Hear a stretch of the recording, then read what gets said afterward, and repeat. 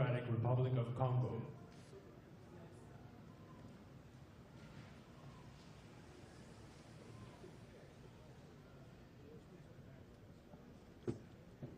His Excellency Joseph Kabila Kabange, President of the Democratic Republic of the Congo.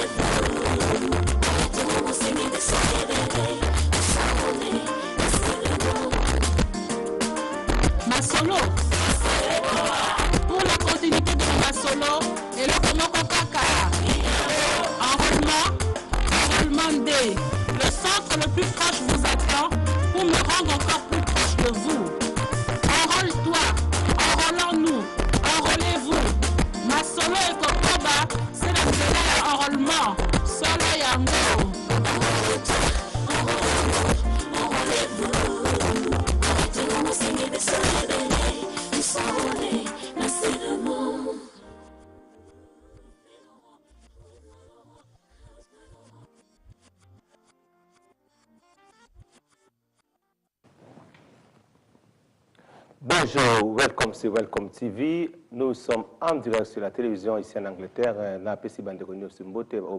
Alors, bon après-midi. Alors, vraiment, je suis vraiment dans la joie. Alors, avant de continuer à nous faire message de Zanango, tout le monde un vrai patriote, mais c'est Fabrice Zombi, ou Azali président Adjo Kaka. Ndenge a répondu que M. Mwanasembe n'a pas propos au Yasalaki. Alors, princesse, reportage. Mais quelle élection?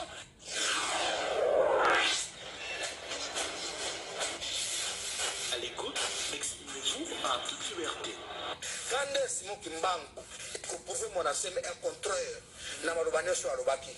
Bref année, Mwanasembe a bêti Messa. Pour le peuple congolais à monde entier, qui est le 7 août, Joseph Kabila, président de la République à Congo, a collé la sous la carte Kinshasa. Joseph Kabila a kokende, et groupe bande qu'on a besoin de Rwandais, va kokende. Ndé qu'on a gagné, n'a koé sur le Komoko Sikoyo. Peuple rwandais, azali peuple africain. Congolais, azali africain. Nous avons eu bakapona nina salaka biso frontière entre Rwanda, Ouganda, Tanzanie, Congo, Brazzaville, Angola. Ce sont nos frères. Centrafrique plutôt. Bazaba frère Nabiso, Bazaba Ndeko Nabiso. Tous sont partagés dans le même vie. Nakati ya Rwanda, na Kigali, il y a tout un quartier. oyo Paul Kagame apesa na Congolais. Vous avez droit de un Congolais na kati Rwanda. Parce que Paul Kagame a comprendre que ngai peuple rwandais, notre peuple congolais, tous allez battre moko. Tous allez battre frère. Pour revenir dans les camps, s'il vous plaît. Attention, que chef traditionnel, commis quoi agresser Fumonto, commis quoi agresser ne moi nansemi, compéser mise en garde, même intimidation. Si il faut, moi chef Zombie Fabrice, je m'en fous. Alors, welcome back sur Welcome TV. Nous venons de suivre les images. Bomoni Ndenge Ndeko Fabrice à Zung Saki Monasté Menanzela. Alors, Nazana, Ndeko Moko Naoka qui a pesté une information au dernier Malobi que le président Kabila a 15 milliards de dollars. Naïbisa qui est parce que je suis communicateur de la diaspora. Et je suis mandaté de le dire. 15 milliards, on a bamindele baloba, na sina expliquant, 15 milliards de dollars américains. C'était 15 milliards de dollars zimbabwéens. C'est quand on a banquette, on a découvert que c'est 15 milliards de dollars zimbabwéens. Ils ont la valeur, il y a 100 000 livres, 100 000 dollars. La valeur est bon, il y a 15 milliards de dollars zimbabwéens. Ils ont la valeur à 100 000 livres. Alors, ils ont le président de la République a 100 000 livres, 100 000 dollars. Alors, tant qu'on découvre, on peut vendre. Donc, ce n'était pas les 15 milliards de dollars américains, c'était 15 milliards de dollars zimbabwéens. Alors, les kabilistes, surtout, ils ont 15 milliards de dollars zimbabwéens. Donc, ce n'était pas 15 milliards de dollars américains. Donc, c'est 15 milliards de dollars zimbabwéens. Donc, ils ont la valeur à 100 000 livres. Alors, dans le dossier, alors j'ai un message très, très important pour sauver la vie d'une personne dans le livre. Nous sommes dans le livre de Deutéronome, chapitre 31, verset 8. La Bible dit ceci: Dieu marchera lui-même devant toi, il sera lui-même avec toi. Il ne t'abandonnera point, il ne te délaissera point, ne crains point et ne t'effraie point. Très important, bien-aimé dans le Seigneur, et un passage qu'on a vraiment malamu mingi, et vraiment très, très encourageant. La Bible dit, Dieu dit, l'Éternel lui-même, il marchera devant toi, il sera avec toi. Il ne te délaissera point, il ne t'abandonnera point, ne t'effraie point. Donc, botala, donc, le mokili, connexion au Zanango, yango mingi mingi et déterminaka, futur ya bateau. Donc, network na yo et déterminaka mingi, futur ya bateau, ndeni mutakoza la selon network, oyo zaleli. Oui, selon la nature, selon ma camoufle de mon anamokili, oui, cause à la bongo. Mais moi, je suis venu t'assurer. C'est une assurance que je te donne, toi qui me suis. Quelles que soient les connexions que ont aux anango, quel que soit l'entourage au bateau aux anango, à ta bateau aux anango, balobi que l'homme des anango, le connexion à ma baie. Ok, mais la Bible nous dit, Dieu lui-même, il marchera devant toi. Alléluia. À côté de la liboso na yo. Pourquoi? Pour apprendre pour la destination la destinée. C'est lui le Dieu qui dit, je marcherai devant toi et je serai aussi avec toi. Pourquoi? Là aussi peut-être que tout le monde et puis Dieu est omnipotent, omniprésent, il est partout. Donc, le coup, il est partout. Azali bosso na yo pour la planifier nzela na yo, pour la planifier makambo où on veut battre kozala. Le coup je suivais une vidéo moko boye. On a besoin de bitan azalaka mona moke ayebaka teke azalaka congolais. Mais malgré que ayebaka teke azalaka congolais, nzambe oyo atambolaka liboso na biso. Avant que nous soyons dans la cabo, il connaît l'avenir, il connaît notre avenir. Il y aura un jour, comme je suis avec toi, je vais t'ouvrir les yeux et relier ma cause comme monnaie. Alors moi je vous dis, toi qui me suis, le Dieu qui nous a créés, le Dieu qui nous a fait que nous puissions être des hommes, des humains, le Dieu qui nous donne sa force et sa puissance, il nous dit, ne t'écris point comme point, et ça pâté, point cela veut dire, et non comme nous m'a dit que qu'on est la yoté. Comment gâter parce que il me concerne. Attends qu'on ait fait la mobilité. Attends qu'on ait fait la mobilité. Il me concerne le Dieu souverain, le Dieu créateur, à cause de la liberté.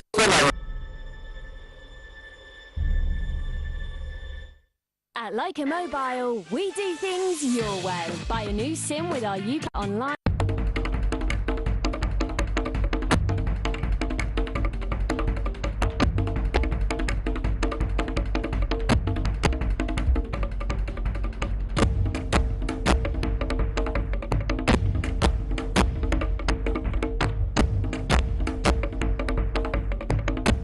Politique, économie, culture, sport. Welcome TV. Welcome TV. Vous informer, c'est notre devoir. Welcome TV.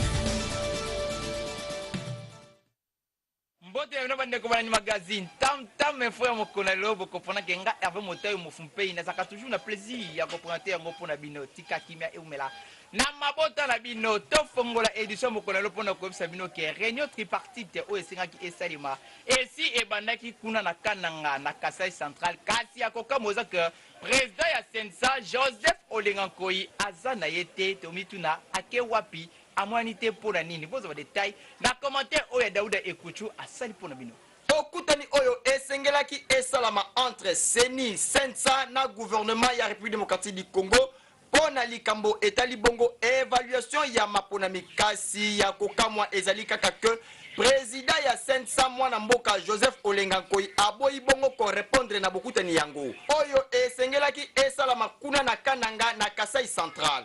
Kasi président ya Sensa alobaki kaka ke kolandela na accord ya le 31 décembre 2016 oyo ezali bongo kopesa pouvoir na Sensa ya kozwa ba initiative ya ko convoquer bokutani ya lolenge oyo. Welcome TV. Welcome TV. Vous informer, c'est notre devoir. Welcome TV. Mama de Siriku oyazali représentant spécial ya secrétaire général des Nations Unies a condamné qui ferma ba acte posé et pas ba FRDC kuna na Kasai Central Beni Diabanzande après signo ba détail. Welcome TV. Welcome TV. Vous informer, c'est notre devoir. Welcome TV. Na yango Nations Unies ezali bongo préoccupé na incident grave oyo esalemaki bongo sous commandement direct ya officier supérieur pe a rappelé qui était baloko ya MONUSCO ezalaka inviolable averti ya accord ya statut ya force entre Nations Unies pe na gouvernement ya RDC pe na ba convention lokola ya ba privilège na immunité ya Nations Unies pe Nations Unies asengi bongo na gouvernement ya RDC n'a qu'à respecter ba obligations telles que ezali prévues na ba accords internationaux. Comme vous le savez, hier, le représentant du secrétaire général des Nations Unies en RD Congo, M. Maman Sidikou, a condamné fermement cette intrusion dans les locaux de la MONUSCO. Vous savez qu'il y a des accords avec le gouvernement congolais, mais des accords internationaux qui font que les biens et les locaux de la MONUSCO sont inviolables. Nous n'avons effectivement pas mission de protéger des criminels, mais à ce que je sache, la personne qui s'est présentée est entrée avec une carte de presse, et à notre connaissance, jusqu'à preuve du contraire, n'a pas été identifié par nous comme criminel. Quelles sont les mesures sereines des Nations Unies face au comportement du gouvernement congolais? Ce n'est pas le comportement du gouvernement congolais, c'est le comportement d'un groupe. C'est le porte-parole du gouvernement qui a réagi. Il a réagi, on ne va pas commenter et réagir et surréagir. Non, ce qu'on veut juste dire, c'est qu'il y a effectivement eu une intrusion de soldats dans des locaux de la MONUSCO et que nous demandons à ce que le gouvernement congolais prenne des mesures et surtout fasse en sorte que ça ne se reproduise pas. depuis un certain moment, le Maman Sidiko, représentant spécial des Nations Unies, fait des déclarations en déclaration, juste des déclarations. Est-ce qu'il n'y a pas de mesures précises pour sanctionner un gouvernement qui juge peut-être mal les Nations Unies? C'est un incident regrettable. On espère qu'il ne se reproduira plus. Nous avons communiqué au gouvernement notre position là-dessus et nous espérons d'être entendus et que ce genre d'événement ne se produira plus. Fabienne Pompée, depuis quelque temps, on est en train d'assister comme à une certaine hostilité entre gouvernement et MONUSCO. Est-ce une simple impression de certains observateurs où le climat n'est pas si bon que ça? Reconnaissez-le quand même. Pardon? J'ai dit, est-ce une simple observation ou des gens qui se trompent où le climat n'est plus serein comme ça l'était il y a quelques années? La MONUSCO est ici à l'invitation du gouvernement congolais. D'accord? Le représentant du secrétaire général continue sa mission de bons offices. Rencontre tout le monde, discute. Il n'y a pas de bonne ou de mauvaise entente ou de bon ou de mauvais climat. Il y a un processus en cours qui est celui de la mise en œuvre du mandat, qui est de protéger la population et de soutenir la mise en œuvre de l'accord de la Saint-Sylvestre. Welcome TV. Welcome TV. Vous informer, c'est notre devoir. Welcome TV. La police na population ya quartier Bumba kuna na commune ya Ngalema bakangaki kuna oyo alingaki atuba policier mbeli azwamaki bongo frappe azwaki ya sakalate Christelle Chinguta nda pesa no ba détail. Welcome TV. Welcome TV. Vous informer, c'est notre devoir. Welcome TV.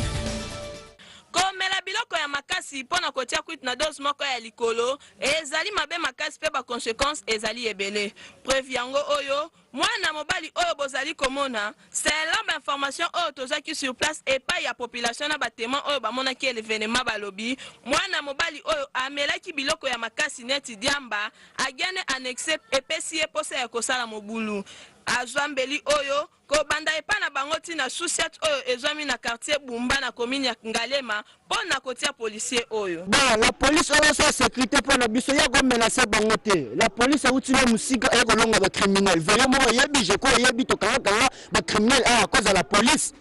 Si la police te met to kanga bango te. Ye pas fa kende. Ah donc les activités qui tere de jeunes na bango ya ko saboter biso. Ba criminel wana ngo sema na bango wana modèle ninga za wana.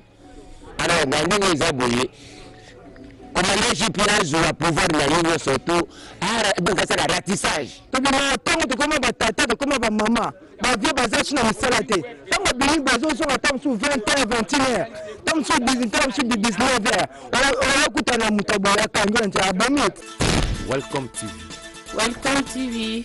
Vous informer, c'est notre devoir. Welcome TV. Population ya quartier Sangamamba kuna na commune ya Ngalema bazo souffrir makasi pona kambo etali mai ya komela ezo pesa pasi pe mawa bozo ba détail na commentaire oyo. Welcome TV. Welcome TV. Vous informer, c'est notre devoir. Welcome TV. En plein 21e siècle oyo tozali population ya quartier Sangamamba bazo souffrir na pasi ya mai. C'est l'oba information tozu sur place balobi e bandaki banda batu oyo bazalaki kosala musala wana bakataki batio yango bakomi konyokwama na mai bakoma kolamuka 4h du matin pona kokende kosala mulongo pona kokanga tu ya mai nzokande bido moko ya 20 litres kote oyo bakoma koteka yango na 400 francs kutu pusu na baburete nde ekoma kosunga bango pona komema bamai po ekende kotika bango tina bandako musiko wapi tolembi bala lamukaki banda 3h na ye na toka mai ya forage tisiko na ngazvite mai etako epase ekati zo verkis mikolo ebima te bashino bakati mai toto osouffrir toloba echange kaka te tozala ata boye ata ozino image papier eloko te kote ya biso bato ya régime azo bakufa bazalaka na bango lisusu te tokomaka boye 4h 5h boza na mai nde tolo bakululu ya temi ekomi biso bana basi bakoya kokata biso koviole biso wana nini mai ezalaka lisusu te nde naza boye tolo pasi tele faso nazotambola na mwana neti ka 25 litre na kati ya nzoto nde nazote na depuis 4h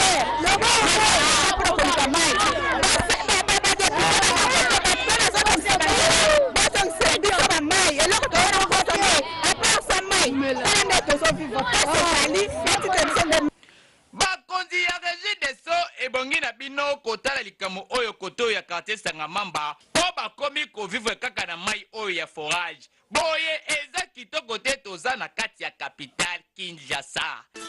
Welcome TV. Welcome TV. Vous informer, c'est notre devoir. Welcome TV. La police congolaise ya kokamwa bauti kosala sabotage na libota moko boye epesi pasi pe mawa po ani boye bino bakonzi bozo ba détail na commentaire oyo. Welcome TV. Welcome TV. Vous informer, c'est notre devoir. Welcome TV. La police nationale congolaise toyebi musana bango eza kobattre la population na biloko na bango kasi oyo population ya quartier Yolo na commune ya Kalamu bakamwe komona la police ya sous-site ya Mabanga bakotela bango na parcelle oyo bozomona basali sabotage ya kosakana te bapanzi biloko ya kolia babuki bakiti kasi selo ba information tozwi sur place balobi ezalaki na mutu moko akendaki kosarole na base na ye na nsima ya enrôlement desoge moko ebimaki mpe batu bakimaki kasi eza na bato misusu oyo bayaki kokima na kati ya lopango oyo niveau bela emata na mboko niveau courant ezomata chaque jour basoda fo bango nde basécurize biso le contraire bango nde bamonisa biso pasi bayiba biloko ya pasi basoda bakuta batie biso na banga se biso babarode vraiment mpo ntomona pasi ya boye mambo na pasi tozonyokwama bayesi koyiba batelefone bana ozosukola bilamba bo tititititi bamona kaka koloka lopasi te batu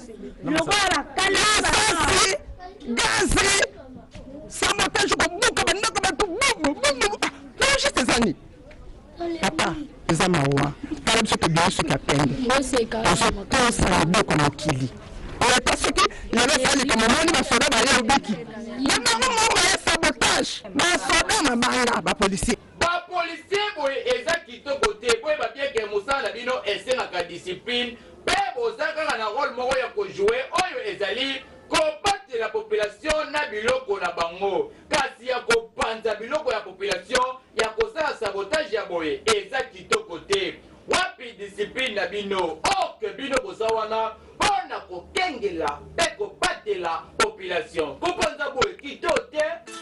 Welcome TV. Welcome TV. Vous informer, c'est notre devoir. Welcome TV. Rédaction ya magazine Tam Info esali bino constat par rapport ya bakonzi mingi ya République démocratique du Congo basalaka suivi ya babien public te epesaka pasi mpe mwa bozo ba détail na commentaire oyo. Welcome TV. Welcome TV. Vous informer, c'est notre devoir. Welcome TV. Babien public mingi awa na vi province ya Kinshasa bakonzi basalelaka yango suivi te. Soki kaka basali inauguration nango lokola bafe de signalisation oyo ya Masina Pascal na ya Kingasani esalaka lisusu te bachauffeur na bapopulation mbutu ekotela bango po bayebaka lisusu te ndenge nini bakoki kosala po bakatisa kasi surtout soki biloko yango ekufi ata kobongisa kutu babongisaka yango te po kaka ndenge bainaugure bapesi mokongo babosani ke batiaki eloko moko boye na nzela mpo na population bakonzi ya mboka pardon eza malamu kotiela population biloko ya boye kasi suivi nango esalemaka mpo esala mwa kitoko makasi soki totamboli na vie province ya Kinshasa mobimba bokoremarke ke babien public presque eza ya kobeba ya kokufa tomituni batu oyo bainauguraki yango bakenda wapi eske bazalaka na pouvoir to bakufi boye eza kitoko te pardon bakonzi botalaka biloko oyo botielaka population esalaka bote ya mboka kasi soki bobongisi yango mboka ekozonga mpe lisusu kitoko nango ya kala Kinshasa la belle okozonga lisusu mokolo nini kitoko te. Welcome TV. Welcome TV. Vous informer, c'est notre devoir. Welcome TV. Population ya commune ya Ngalema bazonyoka makasi popo eza te moye bakatiza mpona kokenda quartier mosusu eza te nde epesi pasi mpe mawa bozwa détail na commentaire oyo ya Benit Diabanza asali mpona bino. Welcome TV. Welcome TV. Vous informer, c'est notre devoir. Welcome TV. Mai mai oyo bozali komona ekabola quartier Kimbwala na commune ya Mongafula pe na quartier Malueka na commune ya Ngaliema. Nzela oyo ezali raccourci moko très important pour na ba commune oyo mibale. Kasi population bazali konyokwa mapo na passerelle oyo babandaka kosala kasi basundola na bango yango. Awa soki ozali na mbongo te okokota na yo kaka na mai ndenge bozali komona bino moko na bilili. Puneza Kimbo ezali kwa Mongafula na Ngaliema. Siko pona okacha kuna elo ezanga biso kaka pont ya munene po ekacha. Tomone basala pont a me batiki na bango. Siko na micho biso ndeto chemwa libaya pona ko aider batu yango tolobi pona na gouvernement aya sela biso njela po tozana à l'aise. Pour place senga okaiti ou l'équipe est à l'aise. Et un petit sommet est tondi ba mabaya ou ezalate. Ayant te sengi baya basi c'est le sopon pour to comme à l'aise pour mi tout capé comme oleka. Mais na ko senga na ministre ala na ba voie secondaire o ekokota shiri nzolana. Ozana route Kimbwala. Route Kimbwala tozana pont Kimbwala. Ce qui pont Kimbwala wana salemi eza développement makasi. Eza désenclavement makasi ya population bazana kata Kimbwala. Ce qui bato Kimbwala bazoleka na nzolana bazokene mbamo ipene. Et vous allez au moins kitoko. Welcome TV. Welcome TV. Vous informer, c'est notre devoir. Welcome TV. Awa na République démocratique du Congo, respect à ba mort ezaka sur dépôt cimetière et comment nango côté kama na mapangu ya batu. Wapi respect ya ba wei. Bozo ba détail na commentaire oyo. Welcome TV. Welcome TV. Vous informer, c'est notre devoir. Welcome TV. Awa na République démocratique du Congo et l'oko remarqué eza respect ya ba mort ezalaka lisusu te. Pona nini tomituni eza bongo pona nini kozanga kotosa bawai. Tosali constant ezalaki jour ya le 1er août jour oyo bato ba famille bakena kotala bandeko na bango oyo bakufa to bengaka fête des morts. Kasi ebele ya ba famille awa na cimetière ya Kinchuka bakuti bandeko na bango na batombe ya bandeko na bango pwelele bango bandeko bazate. To mituni kutu soki bake wapi Jésus Christ azwi bango to nini nzokande eza suite ya koteka parti ya cimetière oyo administrateur atekaki tala lokola oyo babwaki deja mabele po batonga deja bandako misusu kutu ndeko na bango oyo bakundaki ye alors que esali kaka 3 mois ya pamba baye kokuta tom na ye vide pe cercueil pwelele ye mutu azate akiopio balobaki pas 3 mois passés boyoka ndenge balobaki yaki komemisa bisika batika na mbele na biso tombe ya papa na ngai deja babandi rebuka pemene mpona baya bazwa moyen ya kokotya bato tellement d'espace wana esali biso pasi mwana ya bebe oyo aza même pas 5 mois bango bayaki kotumba ebembe oyo esali ata 1 mois te bayaki kotumba mwana bango ya bebe ntango bakotumba lelo oyo baye le premier mpe na baya komemisa esika baye kotala cercueil mati mobele nzete ebonde pepe yango ezili lemutu epanza nano lulu ekeke tina ndenge ya mabe mpe ya flou esengeli yango so etemona claire akonzi ekoya neti baye bakokufa te temo bazwi le place totia mpona kotelisa bayeli batele le tozokamwa lelo ezokoma mapango ya bato sikoyo bauni tokanisa baye ndenge lelo parce que bayesi bayawa bazotrepere bakore ya bandeko na bango te mpe nini bayili baza koteka baplace bazokomisa place ya bayeli ya kotema ezokoma mapango administrateur ya cimetière ya Kinchuka esengeli na yo oyeba ke cimetière batekaka yango te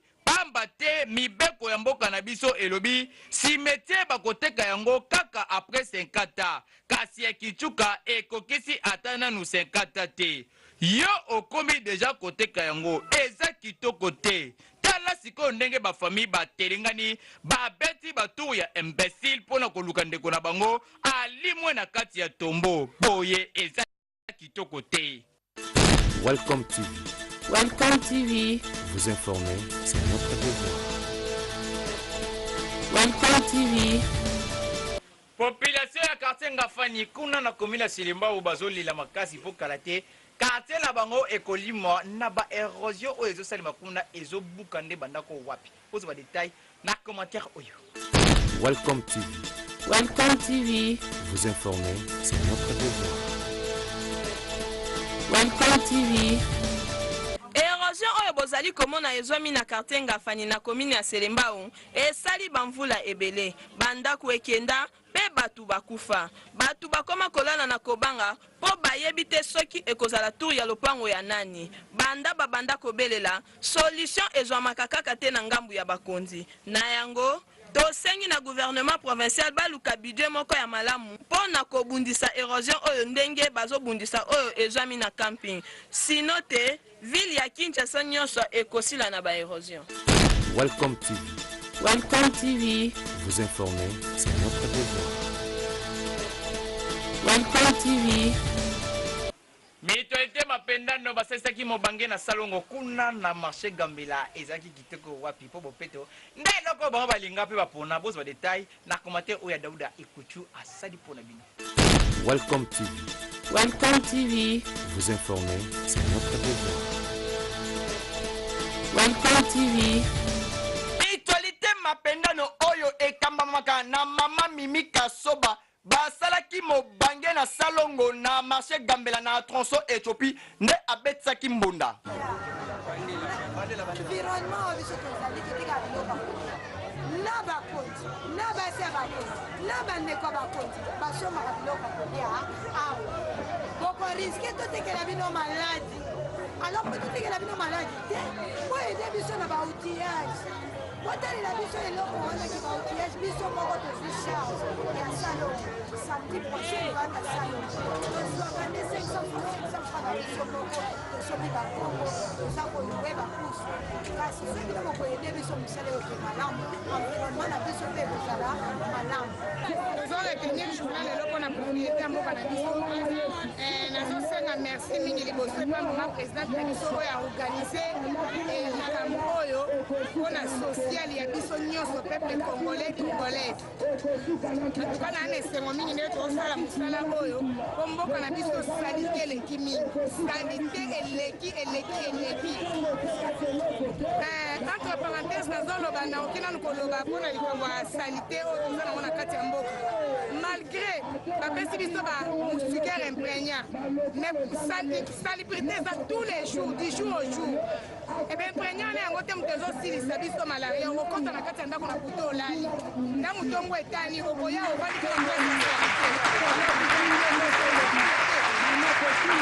tosalaka salongo chaque samedi topesaka mo mwa salubrité mais salubrité yango mpona kolongola yango tuka ezalaka pasi très difficile yango tozosenga na gouvernement aide biso na baoutile surtout aide biso mboka na biso vraiment ezala très propre vraiment toza na salongo spécial parce que salite tondi makasi normalement tosalaka me baoutillage eza te yango dérangeaka ke salite tondi makasi tozosala baeffort na biso mpona baoutillage na biso po tobongisa esika bamama bazoteka mpo omoni esika soki eza salite bainfection bamikose ebelebele yango toza na effort na biso po totya propre mais toza na soutien te po toza na besoin baoutillage misala oyo esalama mabe na baoutillage tala tozosala nde tozali maboko bongo donki baoutillage oyo tozosala ya bapropre force na biso moko totosa propriété ya mboka salite ekreaka maladi tobongisa environ na biso po tobatela bana na biso po tobatela bafamille na biso tomibatela biso nyonso pendo toza na poste toza na difficulté ya salongo na condition ya toza na bapau te toza na bapusu te toza na kombo te toza na rato te voire même babrouette siko salongo so toza tolongoli basalite na maboko tokotya wana basuba biso na kombo basuba biso na babrouette basuba biso na bapusu basuba biso na bagan mpona salite na baboti ozoyoeza bongo biso moko kaka awa tobana kosala salongo na biso acondition mpe bayela biso biloko wana biso moko kaka bato ya réunion bapendo biso moko tososala bayela biso tozoteka likolo salite tozolia likolo salite ata bapesi biso bamuskite tozolala na butu ebongo esika tozoteka tozolia salite eleki biso bakonzango tozotiela biso likambo tozopesa chaque jour 500 epa bapolisier moko ezokende wapi toza na mposa bakolongola biso salite ticket par jour 200 ticket par jour 500 fois ekoma 2 fois ticket ekoma 2 fois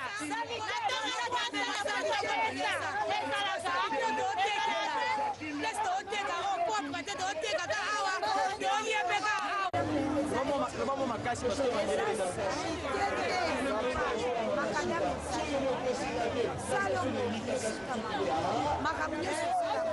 na biso bamama tozwi initiative na mapendano ke chaque samedi tosalaka salongo kala biso tokolaka tomonaka salongo bandaka kosalama samedi nyonso kutu akoteka te biso nyonso tobongisi environnement oyo biso tozalango po maladi ezali eza twana mposa bakonzi basalela biso te wana mposa biso moko tomisalela tobongisa environnement na biso yango wana tozosemba mesa kasavu bakonzi oyo baa na kasavu edi eza te biso tozosala salongo sango omoni bato nyonso oyo batandi bakonzi oyo bazali awa baoprefere bazwa 200 francs na bango kenda place ya koede biso tosala salongo malamu salongo oyo biso tozosala ezali na biso na bango tozogarde sante na biso.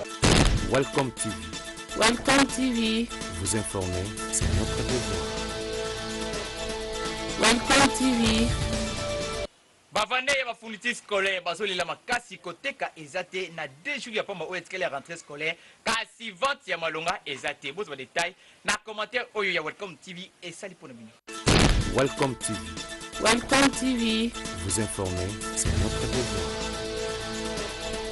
Welcome TV. awa tozali na wenze ya mobutu na komini ya Kimbontseke epai wapi bateki fourniture scolaire bazolela koteka ezali te mpe na ngambu ya baparent bayebi te lolenge nini bakosala mpona rentrée oyo ekozala lundi 4 septembre 2017 mpo bafutamaka lisusu te na yango balobaki na mikro ya Welcome TV.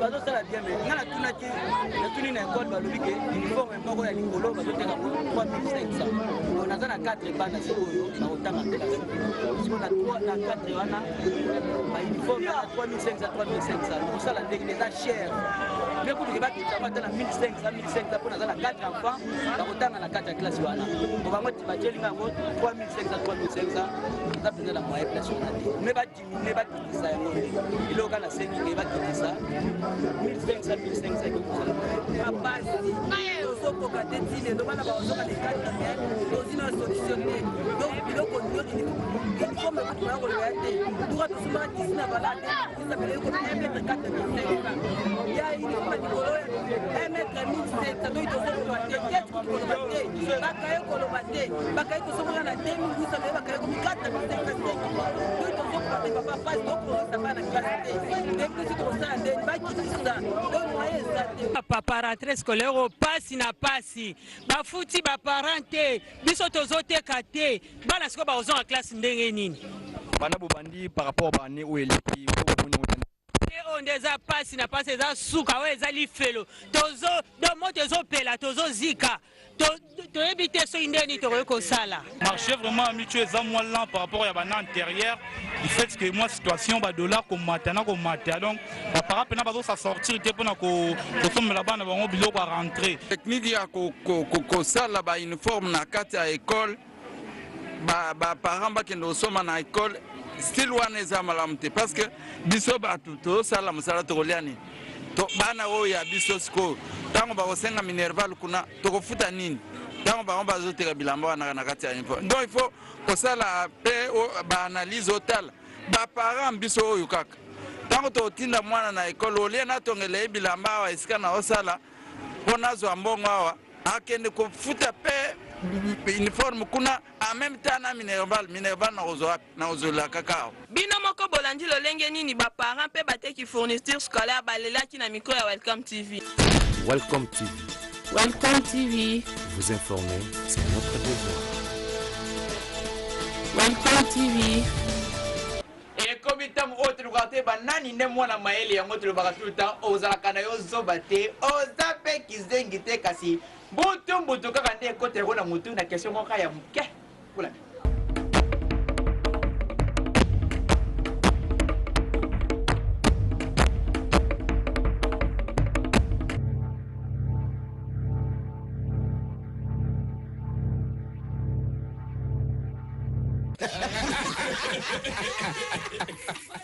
CPRK.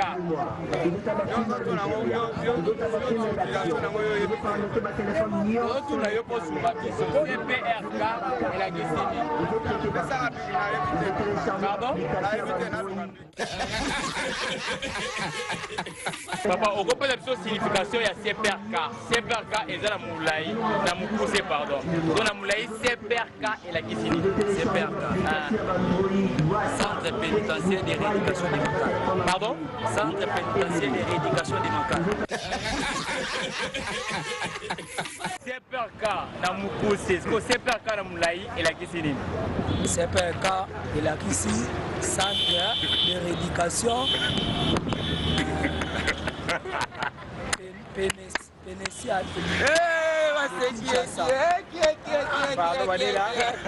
CPRK et la Kissi, centre d'éducation pénitiaire de Kinshasa. Bonjour, papa. Oui, bonjour. C'est ça, signification CPRK. Signification, il y a CPRK. CPRK et la Kissi. CPRK et Zanini. Non, bien moi, on va vous faire ça. CPRK est la prison centrale. Yamakala. Si on a français, on a course à CPRK. On a ce que là, ça dit CPRK. C'est là, non, là, CPRK et la Kissi. CPRK est la prisonnier. Si on a course na français, bien on CPRK. Si on CPRK, on a moulé dans le mobimba et la Kissi. Les réponses est limite de ma machine. Oui, maman. CPRK. CPRK. Et la Kissini. Santé de prédication Université nationale. Bon, comprenez que comme la bakayangoyo que ozaka no zoba teto benga kope kizengi te kasi zaka kambutu mbutunde et côté la kaona mutu CPRK na mukuse na mulai et la kisi centre pénitentiaire et de rééducation de Kinshasa na mukuse et la kisi CPRK topé prison centrale de Makala ndenge to mesana koloba to bosa te encourager ba léopard il y a République démocratique du Congo oyo bakobeta mukona les premiers na les 50 équipes ya Tunisie toujours na compte ya éliminatoire il y a Coupe du monde récit 2018 et vous comprenez que ça qui a été bouclé complètement édition mukona le onga Hervé Motayo na ça qui a plaisir ya kokote yango pour la bino merci pour la confiance et fidélité oyo bozo pesa biso bokumbela musala o kitoko makasi stoki édition mukona se pesa bino to pesa merci na équipe technique o basunga na sima caméra za kibongo Billy Tingapole oyo azaki na ngana sima ya caméra assisté par ingénieur Marquis Moulwa yende mutamontaka pe yepe réalisateur ya magazine na mokona lelo to peut ko encourager Benite Diabanza oyo azaki assisté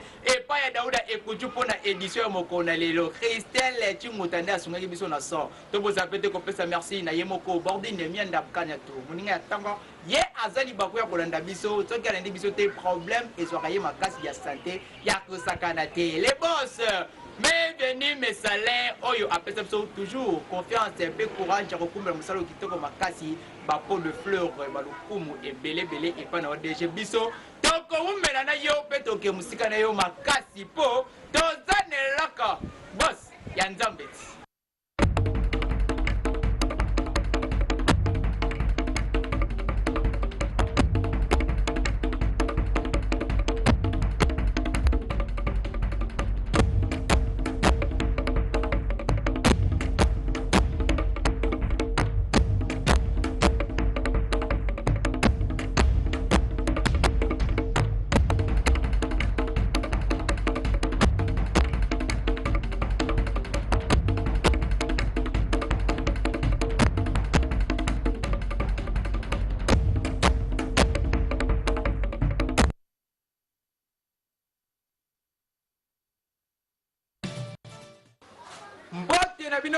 ti magazine tam info ya mokonelo ko comprendre que nga Hervé Motayo mofumpeyi nazaka toujours na plaisir ya ko présenter ngo pona bino tikaki mia eumela na mabota na bino to fongola édition mokonelo pona ko bisa bino que beaucoup tani essayer maki bo message na quartier général ya Monisco et pa yo wapi Fabien Pompey azali porte-parole civile ya Monisco alobelaki mingi likambo teleli activité de la composante activité de l'équipe pays pena na situation militaire yango wana nde Daoud Kuchu apesi bino ba détail na commentaire oyo. Welcome TV. Welcome TV. Vous informer, c'est notre devoir. Welcome TV. Lokola bomesano ya kokabola ba information na bapandisango Fabien Pompey oyo azali porte-parole civil ya MONUSCO akabolaki lisolo pona likambo etali liboso activité ya ba composante activité ya ba équipe pays pona likambo etali situation militaire awa na République démocratique du Congo esengeli boye ba pona likambo etali activité ya ba composante ya MONUSCO kobanda le 23 na le 31 août ya mbula oyo MONUSCO azali kosunga pona audience foraine esalema na tribunal militaire de garnison na localité oyo ezwami na 90 km ya ville ya Beni na Butembo abakisi na kolobaka eza au total 15 dossiers oyo ezwamaki na baka lokola violation sexuelle oyo esalemaki na période ya ba conflit na ba élément ya force armée ya République démocratique du Congo FARDC na ya la police nationale congolaise PNT na Mukuse bango nyonso bakosambisa makaka na audience wana elobi Fabien Pompey abakisi na kolobaka ezali lolenge ya ko rapprocher justice na ba justiciable nde audience ezali ko répondre na biloko mibale prioritaire ya MONUSCO oyo ezali bongo restauration ya autorité ya l'État pour la lutte contre l'impunité. Pour likambo etali droit de l'homme, une quarantaine ya ba officiers subalternes peu supérieurs ya FARDC bautaki bongo na bamboka lokola Masisi, Nyiragongo, Rutshuru, pena ya ville ya Goma. Bangonde bazwaki formation pendant 2 jours na bandeko ya bureau conjoint ya Nations Unies pour na droit de l'homme BCNUDH na Mukuse kasi na ngambo na bango pona ba oyo basokipaka na likambo etali bana na semaine oyo euti koleka ya le 14 puis le 18 août 2017 section protection de l'enfant ya MONUSCO badokimataki 163 incidents oyo ezali ko impliqué 144 garçons na 18 filles oyo bazali ba victimes ya plusieurs violations graves ya ba droit na bango pona likambo etali conflit armé oyo eningisaki région ya Kasai pe ya Este ya République démocratique du Congo. Welcome TV. Welcome TV. Vous informer, c'est notre devoir. Welcome TV. Le dossier MONUSCO pour nous comme ça que programme alimentaire mondial PAM na Mukuse bango pe parce que la kira mukolongo Daoud Kuchunde asale pour na kota Welcome TV. Welcome TV. Welcome TV. Vous informer, c'est notre devoir. Welcome TV. Ces provinces qui ont été affectées depuis le mois d'août de l'année dernière ont fini par avoir un impact sur 8 des 26 provinces en RDC. Un grand nombre de personnes ont fui leur village en raison du conflit et ces personnes ont tout perdu. On se retrouve aujourd'hui avec près de 1,4 million de personnes qui ont été déplacées dans les Kasaï, dont 850 000 enfants. Et je ne parle pas des 30 000 Congolais qui ont fui le pays et qui sont aujourd'hui des réfugiés en Angola. Ces personnes déplacées ont perdu 2 saisons agricoles entièrement. 2 saisons agricoles. La conséquence, c'est que dans les Kasaï, nous avons aujourd'hui 2,8 millions de personnes qui sont en situation d'insécurité alimentaire sévère. 1,8 en situation d'insécurité alimentaire sévère, mais nous avons 1 million de personnes qu'on peut considérer aujourd'hui en situation de crise. Et dans l'échelle des problèmes alimentaires, la crise est juste ce qu'il y a avant la famine. Donc c'est une situation qui est dramatique pour un pays comme le Congo. Welcome TV. Welcome TV. Vous informer, c'est notre devoir. Welcome TV. Population congolaise va marchakate surtout pour la likambo etali grande sociale nde yango constant oyo magazine Tam Tam Info et sali pour la bino. Welcome TV. Welcome TV. Vous informer, c'est notre devoir. Welcome TV. population congolaise bazalaka kaka makasi na manifestation politique na marche pacifique kasi bamashaka te mpo na likambo etali social to augmentation ya prix ya biloko mususu ndenge esalemaka na pays ya démocratie mususu lokola mikolo oyo dola nde eza ya komata essence eza ya komata oyo ezosala ke prix ya biloko na bawenze ya komata pe makasi kasi population na syndicat na bango nzoka nde bakoki pe komarche mpo na grande sociale mpo na pasi en plus basyndicat na population na batu oyo bamesana kolobela population batambolaka te na banzela na bakaliko mpo na kolobela population wana toyebaka te soki ezalaka kobanga to ezalaka soni okende ezalaka important ko manifester pour na grande sociale pour que gouvernement aluke la population solution tokosenga kaka na population na kotika ko participer na ba marche politique na ba marche pacifique oyo implikaka la police na kati pour ekoze ba perte